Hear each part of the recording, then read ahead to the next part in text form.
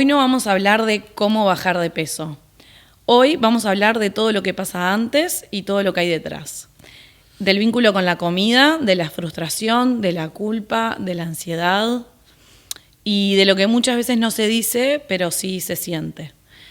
Para eso invitamos a Giulietta Banini, médica y nutricionista con más de 30 años de experiencia, que trabaja desde una mirada integradora, sin recetas mágicas, sin soluciones express y con mucha escucha. Giulietta acompaña a personas que llegan a su consulta con una historia, no solo con un peso, porque la comida no es solo alimento, también es emoción, cultura, es vínculo y muchas veces es consuelo. Bienvenida, muchas gracias. Hola, gracias por invitarme, un gusto. Bueno, arranquemos con ¿por qué comemos cuando no tenemos hambre? Bien, por emociones. Es lo que vulgarmente le llaman el hambre emocional. Y todas las emociones, las que se denominan, no hay emociones buenas y malas, pero las que se denominan, o sea, hacia arriba o hacia abajo, quizá es más. Tanto la depresión, la angustia, la ansiedad, o simplemente porque tuviste un problema y no pudiste hablarlo, y la manera de hacerlo es disfrutando de un alimento y sobre todo no saludable. Quizás para evitar sentir ciertas emociones. Exactamente. ¿No? La comida, por eso digo, cuando uno tiene que cambiar hábitos alimentarios, ya sea por enfermedad, que muchas veces ocurre por eso, o simplemente porque nos damos cuenta, hay gente que viene con peso saludable a la consulta porque sabe que come mal y quiere cambiar los hábitos saludables. No solo hay que decirle, bueno, mira, este es el plan, es ver por qué se vincula así con la comida. Hay todo un eje hipotálamo, hipofisario, y en las mujeres ovárico. Hipotálamo hipofisario está en el cerebro, que está regido por hormonas, y hay toda una parte cultural también, ¿no? Como que la comida me va a dar ese placer inmediato que no lo obtengo porque estoy pasando un momento X o tengo una emoción. O estoy estresado. Exactamente, estoy tengo una emoción que quiero tapar. En primer lugar, las emociones hay que aprender a trabajarlas. Antes que ello hay que aprender a sentirlas. ¿Qué es lo que sentiste? ¿Lo sentiste acá? ¿Lo sentiste acá? Y a partir de ello trabajar la emoción y tratar de desvincularla al alimento. No pueden ir pegoteadas. Entonces, por eso también hay que hacer como una planilla cognitiva-conductual, no solo de lo que como, sino por qué como lo que como y qué momentos pasé para elegir esta comida. Entonces hay una etapa consciente que está muy buena, que el paciente aprende a conocerse, a identificar emociones y a identificar comida que tapaba esas emociones ficticiamente, ¿no? Creo que está bueno introducir el tema de las emociones y la comida. Y me parece que es bastante complejo porque necesitamos comer para sobrevivir, básicamente. Entonces es algo que está todo el tiempo. No es lo mismo que, no sé, por poner otro ejemplo, no es lo mismo que el alcohol o otras drogas, por ejemplo, que vos podés alejarte de ciertos productos, no consumirlos y resolver quizás ahí más el problema. La comida siempre va a estar. Entonces, si uno tiene un mal vínculo emocional con la comida, es un problema porque no puedes vivir. Exacto. Hoy en día se está hablando mucho de que el intestino es el segundo cerebro. Contanos un poco de eso, ¿qué significa? Bien. Siempre se creyó que la serotonina se producía básicamente en el cerebro y hace unos años ya se sabe que se produce 80-85% en el intestino. ¿Y de qué depende esto? Del bienestar y de las patologías psicológicas de lo que comemos. Si nosotros nos intoxicamos con harinas, alimentos multiprocesados o procesados, con las químicas que hablábamos hace un rato, obviamente las bacterias van a tener una disbiosis. ¿Qué significa esto? Que vamos a cambiarla en calidad y en cantidad. Entonces, al no tener las bacterias adecuadas, vamos a tener una alteración de nuestras hormonas. Y no solo de la serotonina que se produce básicamente ahí. Si nosotros comemos productos que estimulan el centro del placer, que es la dopamina, ojo que también está si usamos muchos productos que estimulan el centro del placer, ¿no? Como puede ser las pantallas. Eso nos lleva a generar más dopamina y que nuestro cerebro nos la siga pidiendo. ¿No? Es una relación causa-efecto. Nosotros le damos harina, el cerebro va a querer más harina porque lo estimula y estimula el centro del placer. Entonces, ¿qué tenemos que aprender? A darle alimentos que estimulen más la serotonina y hacer cosas que estimulen más la serotonina y no la dopamina. Digo, y otras hormonas que también lo involucran, ¿no? La prolactina, la oxitocina, que son hormonas del bienestar. ¿No? Una cosa es el placer, que es la inmediatez, y otra cosa es el bienestar, que se prolonga en el tiempo y que no da esos picos que nosotros necesitamos más. Estoy pensando que vivimos igual en este momento en una cultura muy del pico, ¿no? De querer sentir cosas fuertes e intensas y emociones intensas todo el tiempo. Intensas e inmediatas. Inmediatas, tal cual. Entonces, vivimos en la inmediatez y en la comida sucede totalmente eso. Estoy ansioso, como. ¿Pero qué como? No me como una ensalada, no me como una proteína. Voy a buscar un carbohidrato, voy a buscar dulce, voy a buscar algo que haga crunch. ¿Para qué? Para seguir estimulando la dopamina. Entonces nosotros generamos la reeducación alimentaria en eso. La comida no te va a generar placeres. Son tan inmediatos y le hacemos ver a la gente que el placer de la inmediatez están en las papilas gustativas, que están en la lengua, nada más, y después lo que genera eso a nivel del cerebro. Claro. Y también pensaba en esta relación entre el intestino y el cerebro, y que no es solo lo que uno come, ¿no? Que también tiene que ver con qué tanto estoy encerrado en mi casa sentado, qué tanto ejercicio hago, qué tanta naturaleza veo, qué tanta vida social tengo de calidad, ¿no? Totalmente. De poder conversar y tener vínculos reales, y que todo eso va a afectar, por ejemplo, a bajar el cortisol. Exactamente. Y cómo procesamos después la comida cuando ese cortisol no está por las nubes. A veces pienso, ¿no? Que quizás comemos lo necesario para estar bien, pero el estilo de vida que llevamos no nos deja procesar bien eso que sí comemos. Entonces hay que equilibrar ambas cosas. Yo siempre digo que en realidad para estar bien necesitamos varios pilares. Cuantos mejores tengamos alimentados esos pilares o cimentados los pilares, tenemos más para agarrarnos como si fueran también 4 cuerdas. 1 es la alimentación, 2 es el movimiento, 3 es el estrés, la cabeza, las hormonas, poder ir a terapia, hablar con alguien, lo social, incluye mucho lo social, somos seres sociales, y otro es todo esto que hablamos de la terapia con gente, ¿no? Digo, me parece que el moverse genera serotonina, el moverse con luz genera más serotonina. Con luz natural. Con ¿no? luz natural. El hacerlo social genera aún más.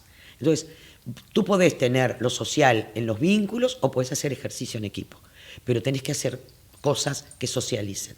El ser humano es esencialmente social y también el modo de vida lleva a que estemos mucho tiempo mirando el afuera de otros y eso no nos hace bien. La comparación. Exactamente. Y la comparación en las dietas y lo que hablábamos, ¿no? De, bueno, fulana de tal que parece tener una vida increíble, come de esta manera, voy a hacer lo mismo. Sí. Y después no vemos los mismos resultados. Primero porque somos personas distintas y segundo porque lo que vemos ahí no es 100% real. Exactamente. Hay mucha gente que te dice, yo tengo amigas delgadas que cuando nos juntamos a comer comen muchísimo. ¿Pero qué hacen las 14 o las 13 comidas restantes? No lo sabes. El tema es no compararse, no buscar dietas milagro, en primer lugar. Dietas con nombres. Si la dieta tiene un nombre, algo raro hay, porque en realidad vos tenés que aprender a comer. Digo, elegir alimentos, hacerlo a conciencia, moverte. Es tan natural todo que no deberíamos buscar express de nada, porque lleva su tiempo aprender una carrera, lleva su tiempo aprender un idioma, lleva su tiempo aprender a comer. Y también estoy pensando que hay algunos alimentos que en sí mismos no tienen nada de malo, pero quizás en mi organismo, no sé, tengo alguna, ¿cómo se dice?, intolerancia. Por supuesto. Entonces, no sé, o colon irritable, ponele, entonces quizás las hojas verdes no me caen igual, pero en sí mismas, bueno, entonces justamente por eso no es lo mismo para todos y esas dietas no sirven para nada. Exactamente. ¿Y quién no vio a alguien, o uno mismo, ¿no?, hacer esa dieta, bajas un montón de kilos y te motivas, ponerle que te motivas y arrancas a hacer gimnasia y te sentís mejor contigo misma, ¿Qué tan sostenible es esa dieta? ¿Cuánto tiempo la puedo sostener? ¿Cuánto realmente me está nutriendo o no esa dieta? Y el efecto rebote que viene después. Ahí está. Sabía que ibas dirigido a eso. El tema es eso, nosotros no aprendemos a comer y sobre todo hacemos dietas restrictivas, no quiero dar nombres, pero todos los conocen, sacando un nutriente, sacando varios nutrientes. ¿Eso es viable? ¿Es sostenible? Yo creo que no está mal si querés hacerlo un tiempo, porque de repente tú tenés una adicción a ese alimento y tenés que reaprender a cómo consumirlo. Hasta ahí estoy de acuerdo. Lo mismo que los ayunos. Los ayunos no son para todo el mundo. Hay gente que necesita un ayuno y bueno, capaz que sí. Pero ¿cuál es el efecto? Deja una comida. No es tan sencillo como eso. O sea que si una comida no la haces, vas a tener menos ingreso calórico y vas a adelgazar. Pero tú sabes si es sano dejar la cena, el desayuno, el almuerzo. Y va a depender de la cantidad de grasa que tengas, de la cantidad de músculo que tengas, del movimiento y de la actividad física que tengas y de tu gasto calórico. Por eso yo siempre, y lo uso a diario con los pacientes, y todos mis pacientes lo conocen y saben la importancia que tiene, para mí la importancia mayor no es la balanza, no es el peso. Es más, le sugiero a los pacientes que no se pesen. El peso, antes, lo que pasa, voy un poquito para atrás, antes se usaba mucho el índice de masa corporal, que no es otra cosa que dividir peso sobre altura al cuadrada. Y en el peso se incluye músculo, grasa y agua. O sea que un rugbyista y un obeso puede pesar lo mismo. Uno puede ser sano y el otro no lo es seguramente. Entonces, nosotros nos tendríamos que basar más por la composición corporal de cada uno. ¿Qué significa eso? ¿Cuánto tiene de músculo? ¿Cuánto tiene de grasa? ¿Cuánto tiene de agua? Y de ahí se calcula el gasto metabólico basal y el gasto metabólico activo. Entonces yo conozco lo que tú gastás y te voy a dar lo que necesitas consumir. Y te voy a reeducar qué cosas, nutrientes saludables necesitarías. Después de eso, ahí sí te voy a decir, según el peso que tengas, el músculo que tengas cuando llegaste a tu peso, cómo va a ser tu mantenimiento. 70-30, 70 comido saludable, 30 que podés tener una excepción, 80-20, va a depender de cada uno. Está bueno esto de las excepciones, ¿no? Y pensaba que habíamos hablado que éramos seres sociales, lo cultural que es la comida también, y siempre que nos juntamos hay comida, ¿no? Por supuesto. Entonces está bueno hablar de que no consumir tan restrictivamente ciertos alimentos te va a afectar en esos momentos que son igual de importantes, ¿no? Que es poder estar tranquilo en una cena con tus amigos, con tu familia, disfrutando y no estar no escuchando lo que pasa porque estoy pensando no puedo comer la torta. Totalmente. Qué tan saludable es estar así, que probar la torta, disfrutarla y después comer como venías comiendo, bien, tranquila y no volviéndote loca ni con dietas, sintiéndote bien. Y me acuerdo de una frase que no sé dónde la escuché, vos me dirás que también está, que comer torta un día no te va a engordar y comer ensalada un día no te va a hacer adelgazar o ser saludable. Exacto. Entonces no es, comí la torta, mañana no como nada y hago 1000 horas de deporte. Totalmente. Yo siempre digo que hay que aprender que la excepción debería ser singular. Y uno tiene que, voy a organizarte esto un poco más. Yo creo que hay 4 fases en cualquier aprendizaje. La fase de la incompetencia inconsciente, vos no sabés que sos incompetente, no vas a hacer nada para cambiar. La fase de la incompetencia consciente, que es la fase que la gente va a buscar ayuda. Es consciente que con algo no puede, o es incompetente o parcialmente competente, y entonces va a buscar ayuda, va a aprender, va a buscar apoyo. A ustedes les pasa lo mismo. Se sienten mal, ¿qué van a hacer? Por suerte se dieron cuenta que no están bien y van a buscar ayuda. Y nosotros trabajamos a partir de la competencia consciente. Esa es nuestra mayor labor, hacer a la gente competente pero consciente. Ahora está muy de moda la palabra alimentación consciente. No es solo alimentación consciente, son emociones conscientes, es vida consciente, es bienestar consciente. Entonces, cuando tú aprendes a comer y aprendes a vincularte sanamente con la comida y a no tapar las emociones con alimentos, te vas a dar cuenta lo que es mucho más sencillo que lo que uno creía, pero hay que tener herramientas. ¿Para qué? Para llegar a la fase de la competencia consciente, que es como manejar o aprender un idioma, que es cuando tú aprendiste y dejás de tener el foco estresor de que elijo, que como, que bienestar. O sea, el Día de la Madre, por ejemplo, no sabes la cantidad de pacientes que me preguntaban, ¿qué puedo comer el Día de la Madre? Lo que quieras. Y me quedaban mirando asombradas. A ver, el Día de la Madre son todos los días, pero es uno de tus días de festejo. Elegí lo que te guste, comé lo que quieras. Ahora, el otro día, volvé a donde estabas, ¿no? A poner conciencia, a pensar qué es lo que comés, volvés a leer etiquetas, pero si a ti te encanta la pasta y querés comerte un postre, ¿por qué no? Si vas a una reunión, ¿te vas a llevar un tupper? No, me parece que no viene por ahí. Yo he vivido ese momento en algunas reuniones de, bueno, estoy haciendo una dieta, no por algo de salud, porque también tengo casos de amigas que están con temas de alergias, por ejemplo, entonces Claro. sí hay restricciones de alimentos para empezar a entender, ¿no?, por dónde vienen esas alergias. En ese caso digo, ok, tiene que comer su comida porque está en ese momento. Pero sí he visto otras que dicen, no, estoy haciendo una dieta saludable para sentirme mejor. Y siempre da la casualidad de que es en noviembre cuando arranca esa dieta. Como los gimnasios. Como en los gimnasios. Entonces yo digo, tú, de verdad, porque a veces creo que es hasta inconsciente, creo que realmente piensan que están como buscando alimentarse bien. Y en el fondo hay algo que es, quiero estar flaca para ponerme un bikini. Sí, sí. Eso incluye un montón de cosas, ¿no?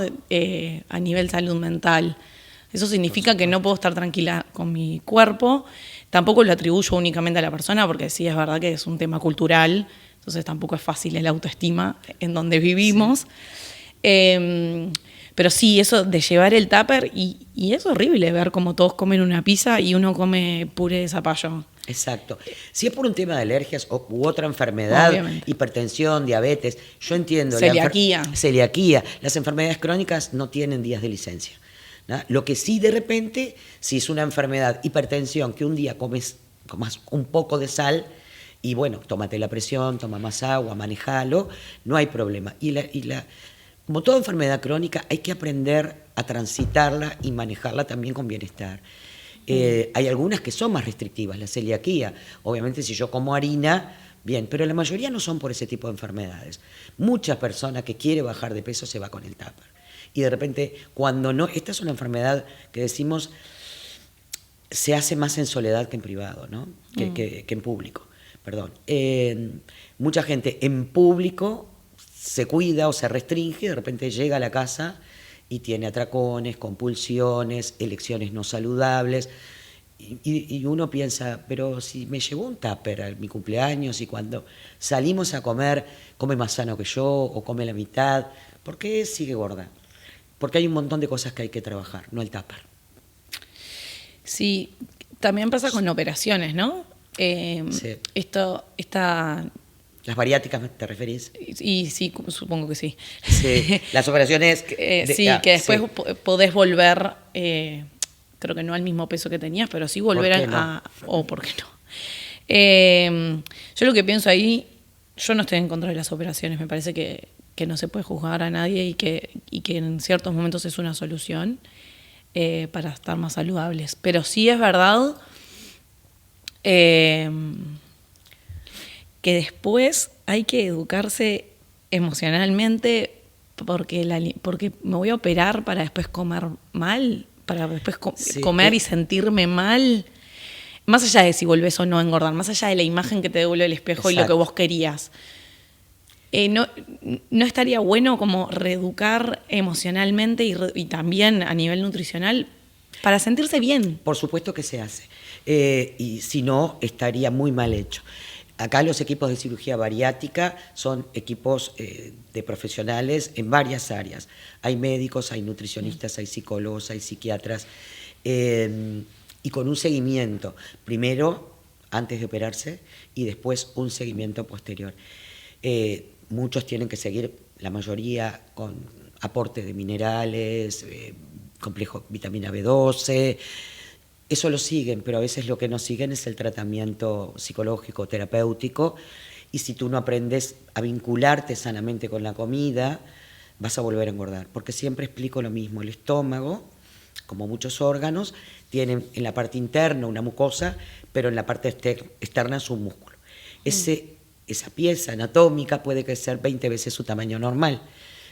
La vamos estirando por exceso de alimentos o por comer varias veces al día o por comer en una comida mucha cantidad. Es multifactorial. Lo que sí, ese órgano se distiende. Tú lo que haces en las operaciones es vas a mutilar o sacar un pedazo del órgano o vas a generar bypass, puentes, comunicaciones que evitan pasar los alimentos por determinados lugares. Te puede dar síndromes malabsortivos, pero también te va a quitar el hambre, porque tú tenés un órgano que tiene un pedazo menos. Como si tuvieras una patología gástrica o una enfermedad gástrica grave que te tienen que sacar un pedazo de estómago.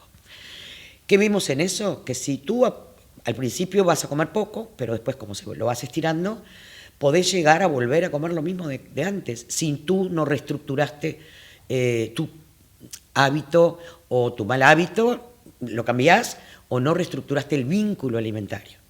Entonces, si vos seguís teniendo el mismo vínculo patológico, de comer mucho, lo vas estirando y ahí vas a volver a tu peso. Más allá de eso, vas a generar una frustración mucho más importante. Por eso siempre insisto en que hay que educar a vincularse de todo punto de vista. No, y además, como veníamos hablando, no es solo volver al lugar donde no quería estar y por eso me sometí a una operación, porque también tiene sus riesgos como toda operación, ¿no? Tiene sus riesgos y también hay que querer, ¿no? Anestesiarse y pasar por eso. Entonces es realmente una decisión que uno toma con muchas ganas y con mucho deseo porque quiere un cambio. Claro, hay soluciones que, como decimos en la medicina, son costo-beneficio. Tienen tantas enfermedades secundarias al sobrepeso, porque convengamos que la obesidad y el sobrepeso son la madre del 70-80% de las enfermedades crónicas no transmisibles. Hipertensión, diabetes, ACV, infartos múltiples, ¿no? Patologías de columna, osteoarticulares en general. Entonces, cuando como médicos ponemos, bueno, la persona no puede, está estancada o cree que no puede, va a recurrir a eso. Yo no lo juzgo tampoco. Lo que pasa es que después creo que está bueno como el tratamiento posterior, porque además veníamos hablando de eso, que lo que comemos nos va a influenciar en lo que sentimos y en cómo nos sentimos con nosotros mismos. Entonces, podemos estar flaquísimas después de la operación, ¿no? Igual seguimos comiendo mal. Y bueno, ¿y cómo me siento? Igual de mal. Porque entonces, volvemos atrás, ¿no? Esto es un círculo claro, vicioso que podemos transformar en virtuoso, pero tiene muchos ángulos de afrontarlo. Sí.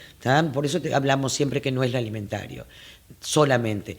Y es más, lo alimentario hay que analizar muy bien por qué se produce. Porque el mismo trastorno que te llevó a ponerte un montón de kilos, hay que trabajarlo porque si no lo trabajamos, va a volver. Y claro, lo que uno ve es que aumenta de peso, pero ¿por qué? Sí, o cómo se siente, o qué le está pasando. Claro. También pienso que hay momentos, por ejemplo, yo tuve momentos más de muchísima ansiedad, de trastorno de ansiedad generalizado específicamente y con ataque de pánico, entonces llegaba un horario en el que yo dejaba de comer porque realmente sentía el efecto del estómago cerrado. Yo no me sentía saludable.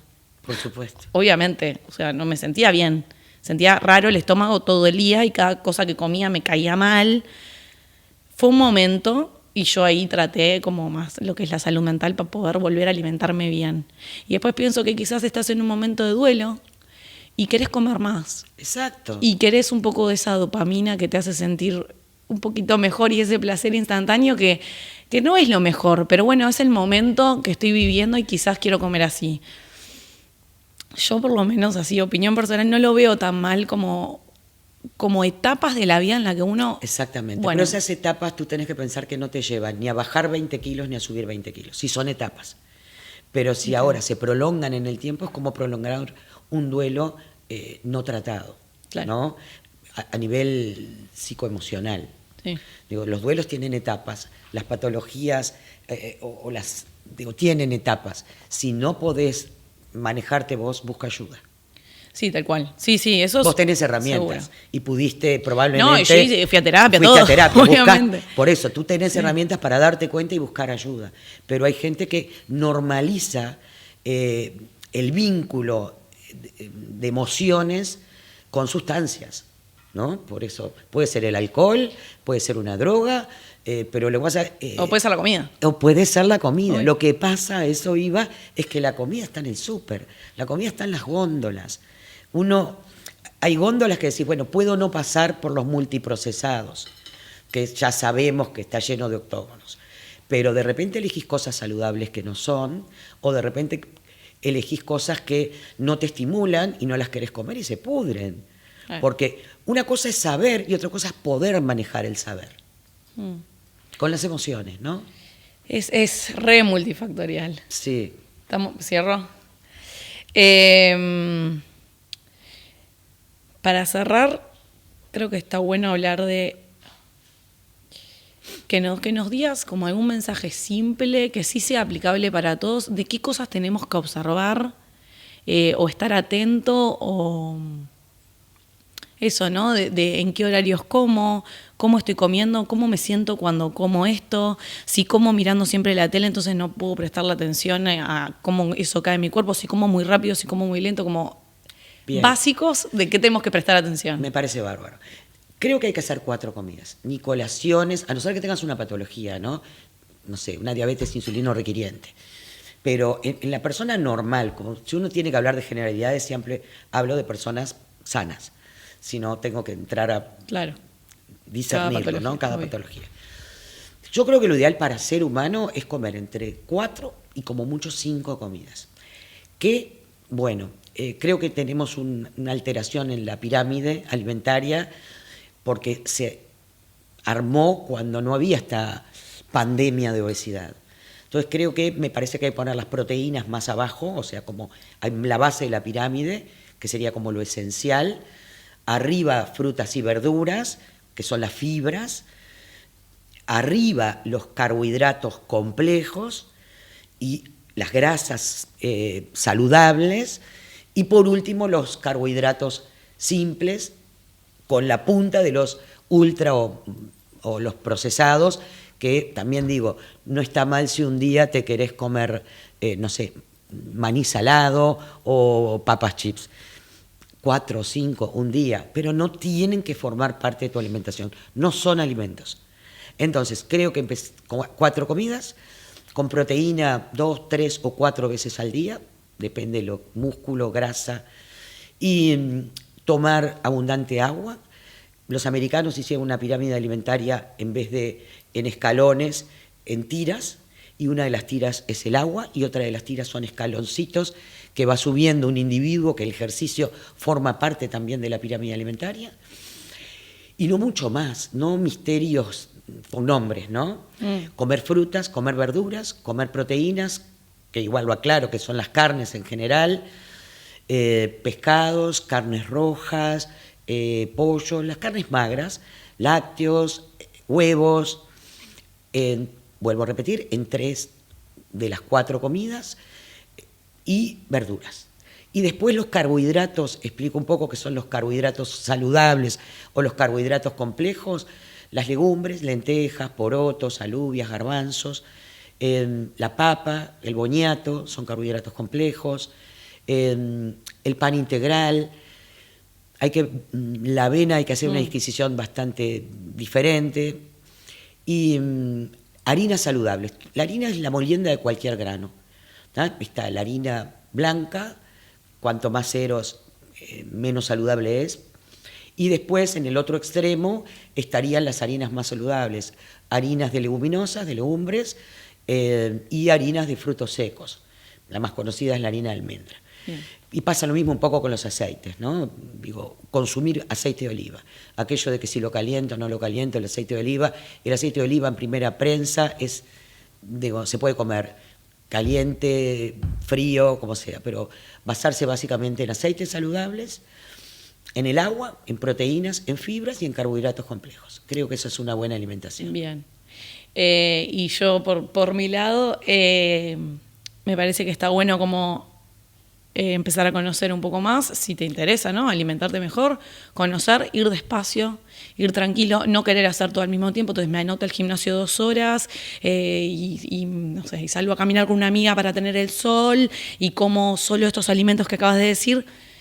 Eso no va a llevar a buenos resultados. Siempre es de a poco ir incorporando los hábitos y sintiendo qué nos pasa a nosotros con eso, ¿no? Como bajar un poco la pelota y no obsesionarnos o no querer hacer todo ya y cambiar de la noche a la mañana. Totalmente. Yo tengo a veces mantras que le digo a los pacientes, y uno es: lo perfecto es enemigo de lo bueno. Bien. Entonces, no vayas si nunca ibas al gimnasio, empezá caminando, empezá yendo 2 veces, porque hay gente que es tal cual lo que tú me decís. Entonces empiezo todos los días, no. Y quedan como atónitos de que tú le digas que no vayan todos los días, porque no lo van a sostener. No, empecemos de a poco. Esto es un proceso y no es la suma de sucesos. Y como todo proceso, hay que hacerlo lentamente, como los procesos de aprendizaje. Nadie se recibe en un año. Y mucho menos si te gusta hacerlo, y mucho menos si estás aprendiendo. O sea, disfrutá del proceso. Muchas gracias. Gracias a ustedes.